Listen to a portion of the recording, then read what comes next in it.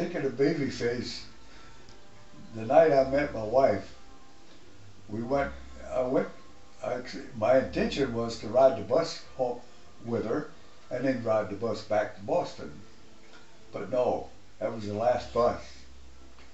So she says, well, come on home with me then.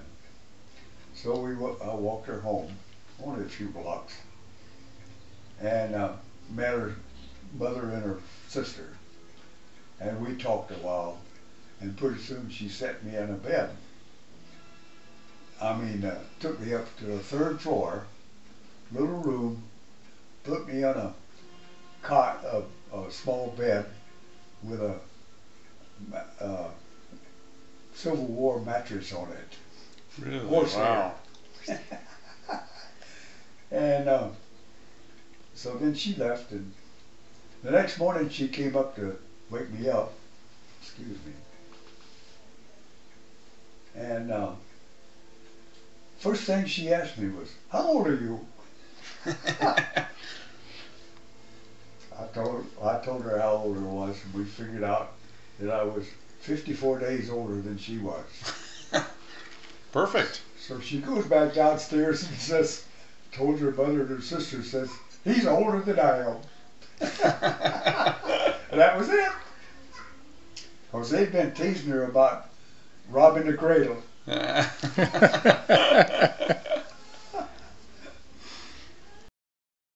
So when I went to the Navy, and I was stationed in Virginia for about 4 years, and the only thing I wasn't in Virginia was in North Carolina and Baltimore. So anyway, when I met my wife, she was an East Coast person too, and so we moved out of New England and went back to Norfolk, and I went to work for the Navy, and she went to work for a hospital. I can't remember which one right now.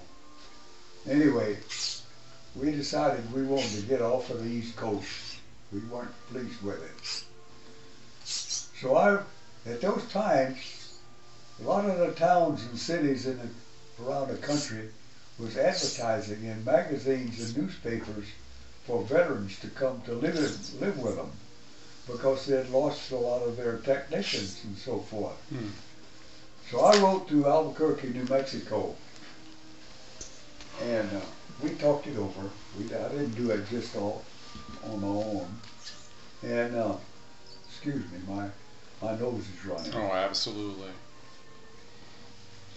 So I wrote to Albuquerque. I don't know why, I just did. We wanted to get off of the East Coast, and I said that's a good place to go. So I went to work that day, one day, and they called me up in the office, and they says, how would you like to go to California? I said, well, that sounds great. Why? Well, they need somebody like you in El Toro. And I says, I'll go.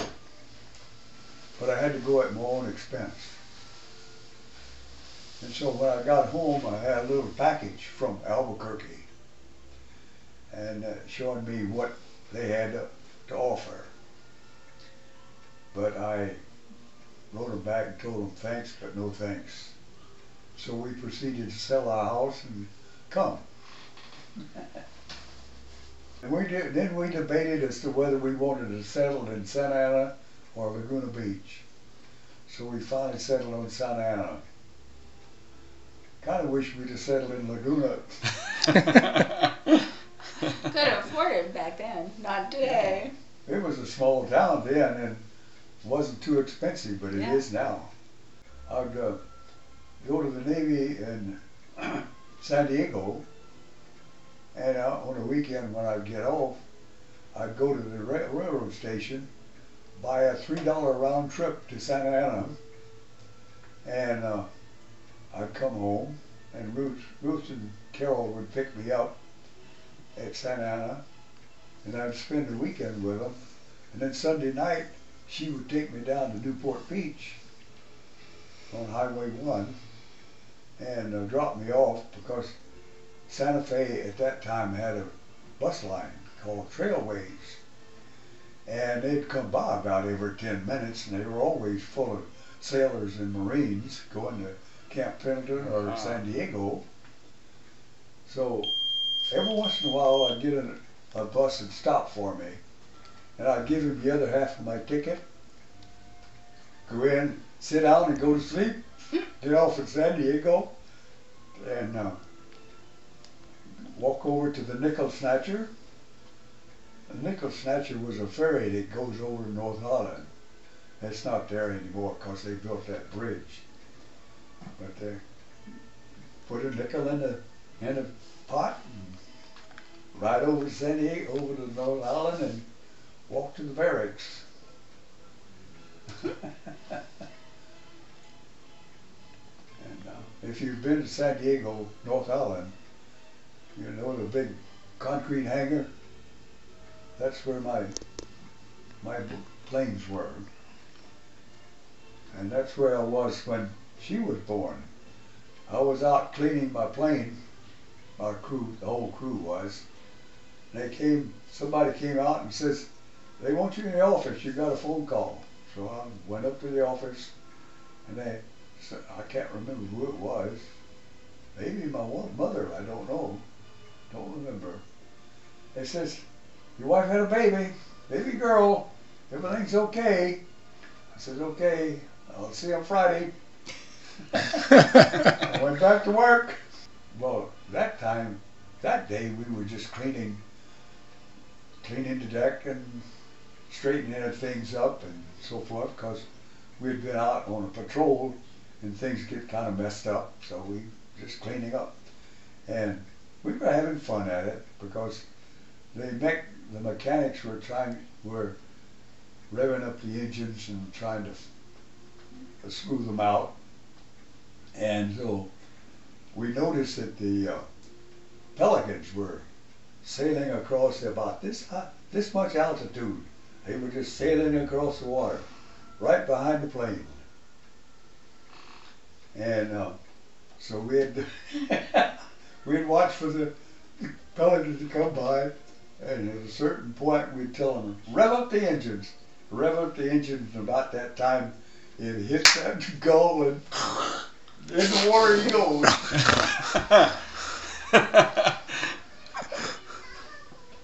I had two real exciting flights in that, but we'd fly from Mexico up to the Farallon Islands and back. I remember you telling me that. Yeah.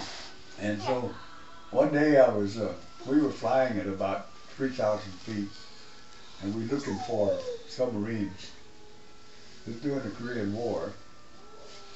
And I was sitting there in the dead plane hatch with my feet hanging outside, and only once I saw a splash of water come up. Not up to my height, but I saw a splash of water. I looked down more closely. There's a big pot of the gray whales headed south. So we watched them for a few minutes till we passed them. I can't remember such and such, and he'll remember for me. Yeah, I was reading Judy and I both got letters from her sister in Santa Cruz yesterday, and it was a yearly letter, Christmas thing. And I was reading mine a while ago, and she was telling us about, she'd gone back to New York.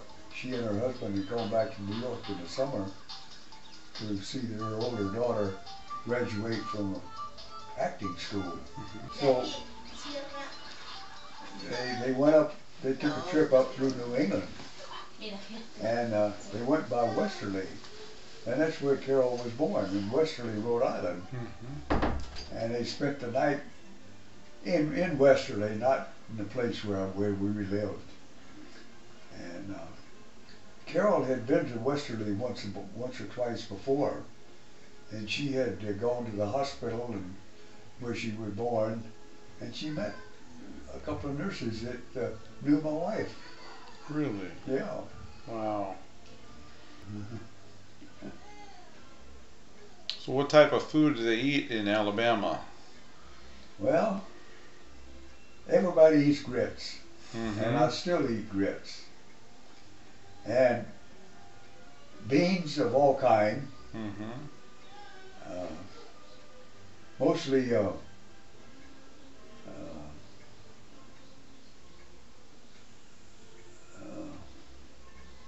we call them butter beans, but I guess they're really lima beans. Mm-hmm. Lima beans, and they eat a lot of black-eyed peas too. I like them. They're very good. Mm-hmm. They look more like beans to me than they do peas. Mm-hmm. I think you're right. Yeah. But anyway, that's what they call them, black-eyed peas. And then they eat all sorts of meats. Mm-hmm. And then they eat a lot of wild stuff too. Used to. Now I don't know whether it's available anymore or not. But when I was young, we ate a lot of rabbits and squirrels. Mm-hmm. I raised rabbits when I was a teenager, Is that right? as well as chickens. My dad raised the chickens and I did the work.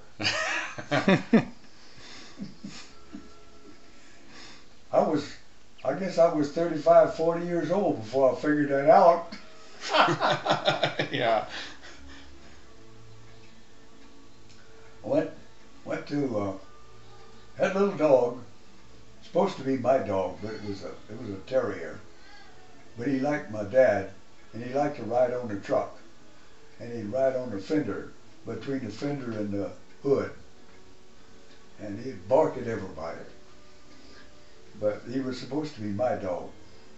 But one day he wasn't home, and we went up in the woods. It was only a block away from the woods. And just almost as soon as we got in the edge of the woods, saw a rabbit run away. So I saw where she came from, and the dog ran over there and started smelling.